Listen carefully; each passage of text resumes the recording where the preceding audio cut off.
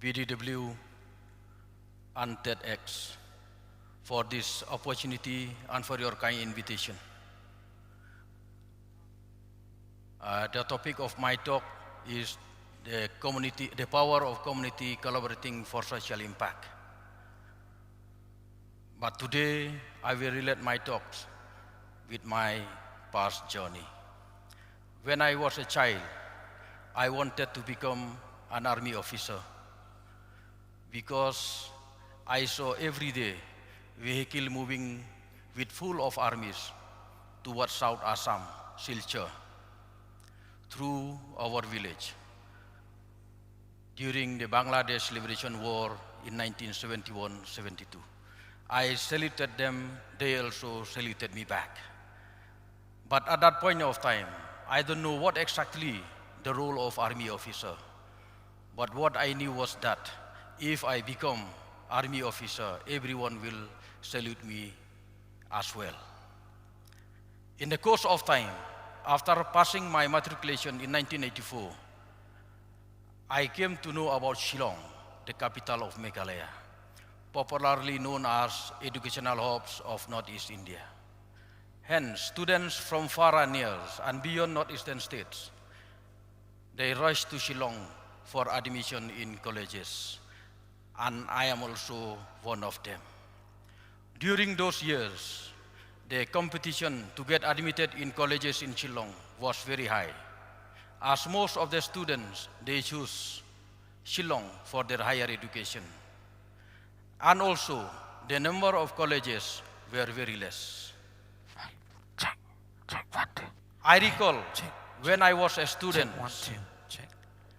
I saw many friends of mine from rural areas found it difficult to get admission in colleges in Shillong. I remember we went from colleges to college seeking admission for my friend for days. And yet, some of them were denied admission, despite the government assurance to give preference for local students for admission in colleges in Shillong. And I think many students, most of them, they are my friends. They were denied admissions in Shillong.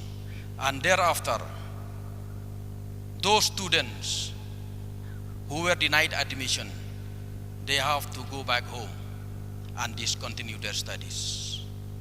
This reason pained me to see that my fellow villagers, my friends from rural area, they were denied admission and were compelled to discontinue their studies. And however, I decided that I need to do something for the goodness of my rural peoples. Then at that point of time, as a student, I have many things in my mind. It tempted me to be a politician. It tempted me to be a student leader. It tempted me to be a police officer. It tempted me to be a public leader. All about this post I have mentioned, being a politician is something that really has struck in my mind. I can say it became my goal and my aim at that point of time. You know why I wanted to be a politician? I believe that being a politician or a MLA, I can help my student friends to admitted in colleges freely without disruption, and also to help them better in various capacity. However, I decided that once I complete my BSc degree, I will join active politics and contest the election. That is one main tempted in my life. But over a period of time, I came across one newspaper about one student leader whose name was Upendranath Brahma. He's from Assam. He was a postgraduate holder in science and an active student leader. He was the president of All Bodo Student Union. Under his leadership, the APSU agreed to include the political issues as a part of its agenda to give a political maturity to the students. His dedication to his community, for the well-being of his community, for the education of his community, has helped the entire community to achieve what they are achieving today.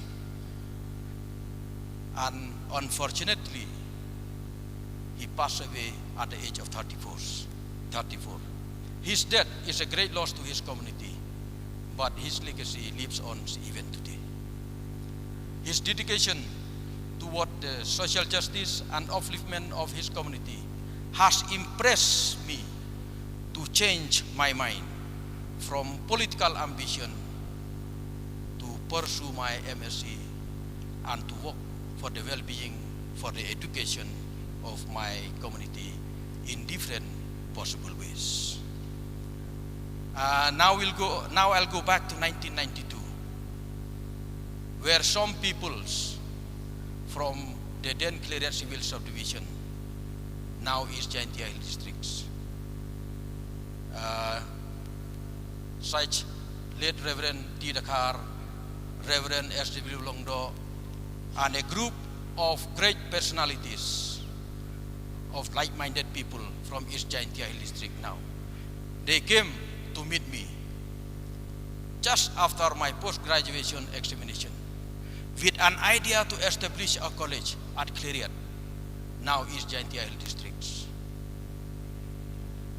with an aim to provide higher education to the students, underprivileged students of the area who were denied admission elsewhere, including Shillong.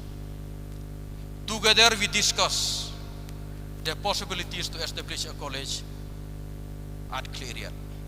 And in the very meeting, though I am very young at that point of time, they compelled me to be a leader, to lead, to be in the front in establishing a college. But at that moment, at that point of time, their belief in me is that because in 40 years ago, MSc is very big in rural area. They thought that I am qualified and capable. But I say no to them in the very first meeting. And together we decide that we should go to promote our society, to help the student from discontinuing their education. That is our aim in mind. And as a leaders, just after we decided to establish a college, our main aim is to meet the community. We went from village to village, holding this mouthpiece with all tradition might. And we tell the people about the importance of education and higher education. And we need college education in our area to help our students. Through this public meeting, we tried to convince them, all the peoples, to come forward and donate to the fund of that college. In response to that, many villages, including village Darbar and other willful donors, they came forward to support for the cause. Besides that, we organize a fundraising event in different villages. In this way, Jaintia Eastern College, known today, was established and have been running smoothly till today.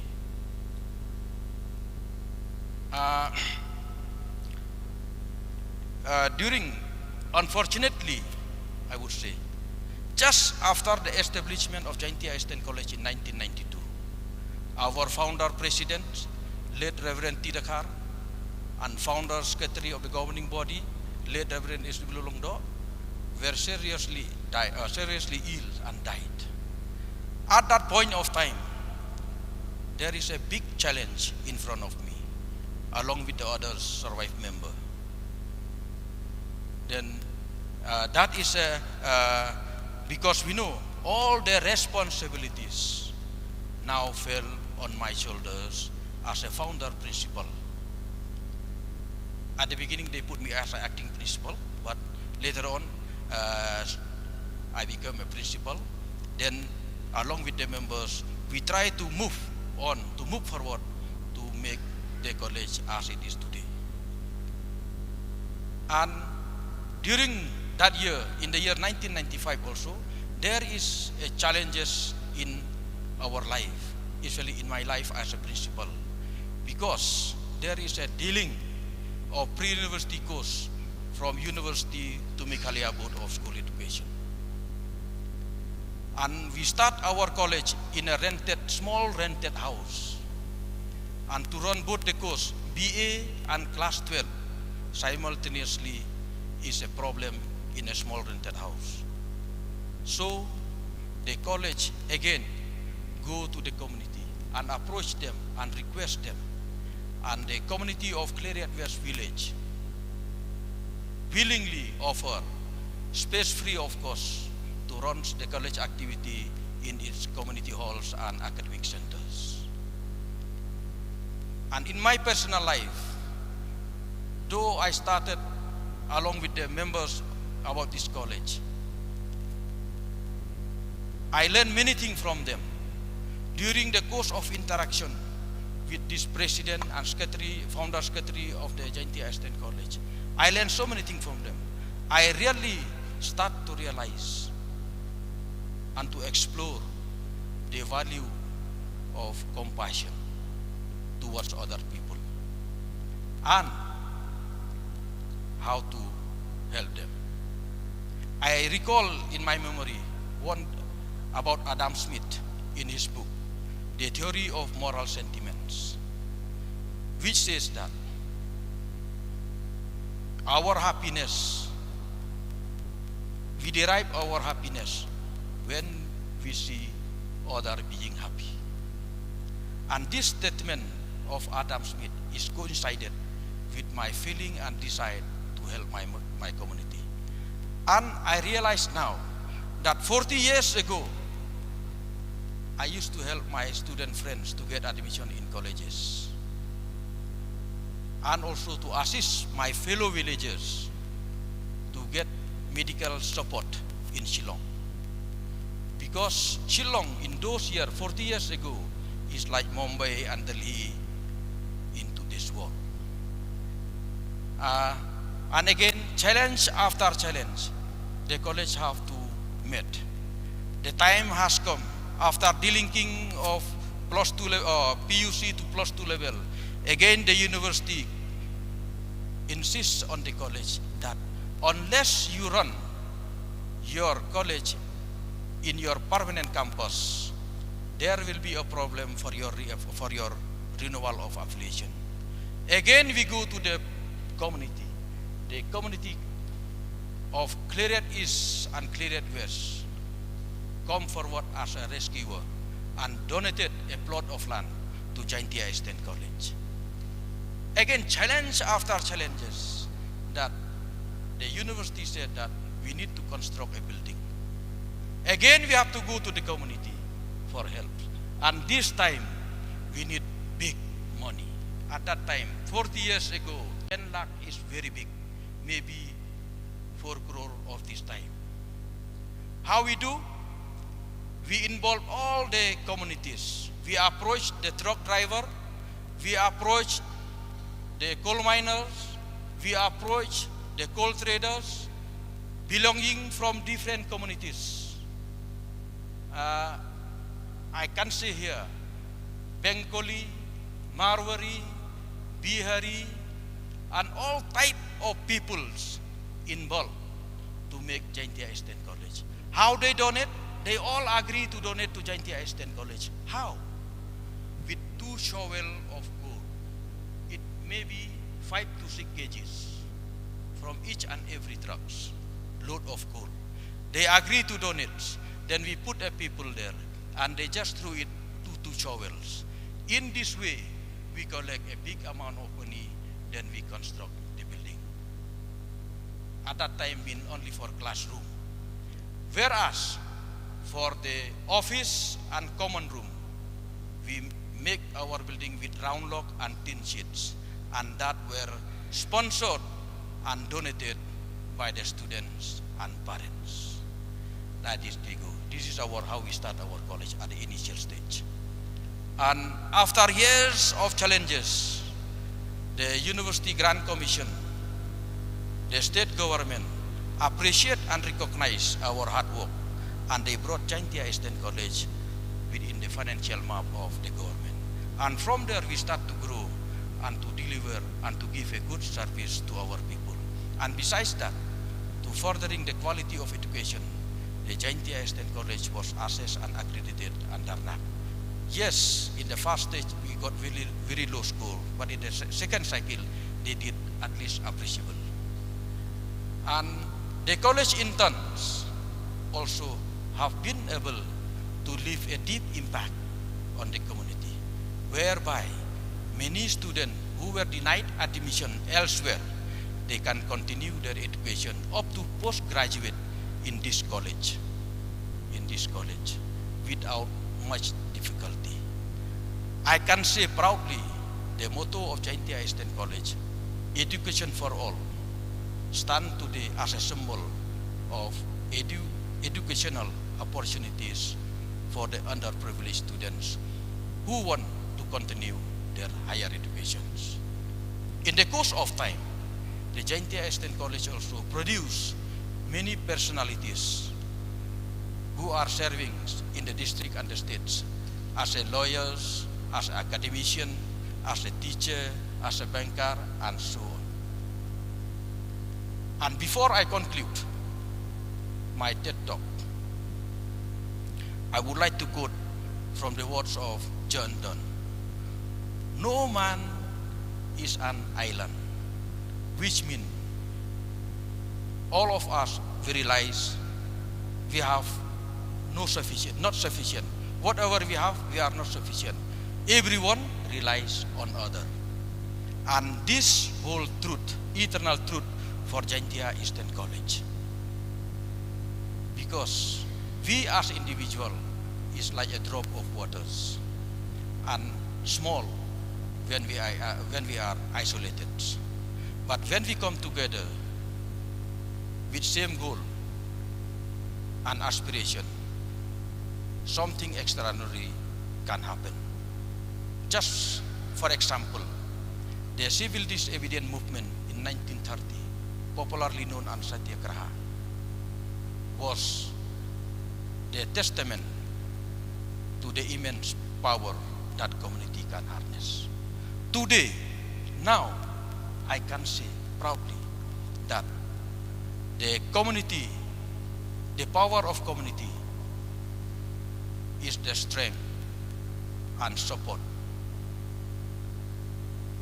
If that group of people or individual can come together for a common purpose, it signifies the idea that the people can overcome challenges and can create a positive change by working collaboratively and supporting one another within the community. The power of community can manifest into various forms, such as social support, shared resources, advocacy, and a sense of belongingness. I implore upon you to recognize the power of community, the strength of togetherness. So, let us imbibe and embrace the power of community by working collaboratively for social impact. I end with the words of Helen Keller, which say that alone we can do so little, together we can do so much. Thank you.